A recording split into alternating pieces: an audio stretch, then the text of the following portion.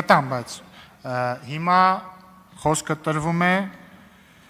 Հաշվիչ հանձնախմբի նախագահ Լիլիթ Մինասյանին քվեարկության կարգը, տեղը եւ ժամը ներկայացնելու համար, համեցեք։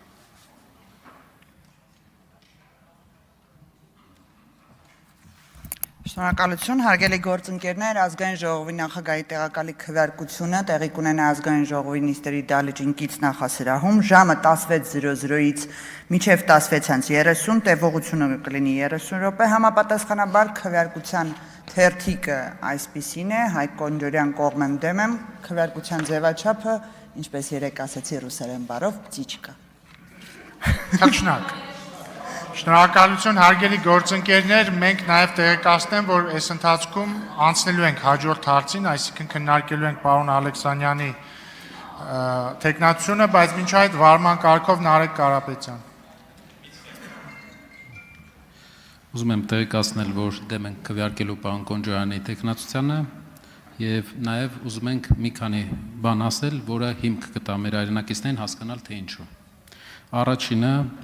Պարոն Կոնջարյանի ընտանիքի անդամի կողմից կառավարվող պետական ընկերությունը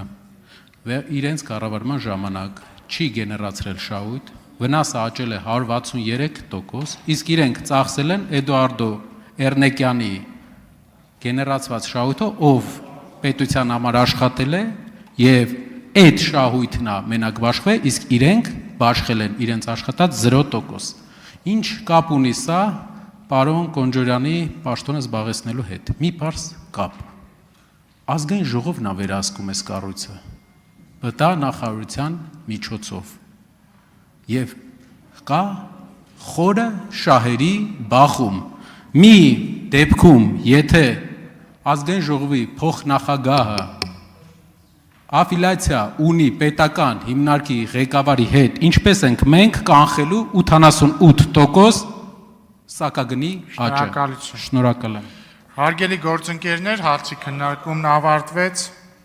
Էդգար Ղազարյան վարման կարգով։ Հարգելի գործընկերներ, նաև